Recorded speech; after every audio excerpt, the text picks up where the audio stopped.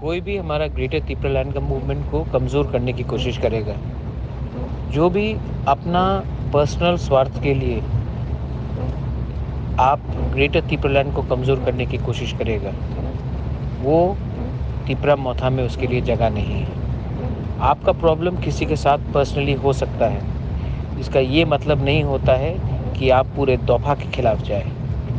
मेरा प्रॉब्लम किसी के साथ हो सकता है इंडिया में, इसका ये मतलब नहीं है कि मैं पाकिस्तान का मदद लूँ अपने ही देश को कमज़ोर करने के लिए। और जो लोग ग्रेटर त्रिपुरालैंड को कमज़ोर करने के लिए किसी और से सपोर्ट लेकर हमारा मूवमेंट को कमज़ोर कर रहा है, उनका जगह त्रिपुरा पार्टी में, मौथा में जगह नहीं है। ये मेरा क्लियर वार्निंग है।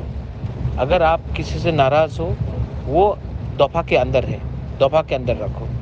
बाहर के आदमी से मिलकर हमारा मूवमेंट को कमज़ोर करने की कोशिश किया, तो आप पार्टी के साथ नहीं, आप जाति की संगतदारी कर रहे हो। हाँ भाई।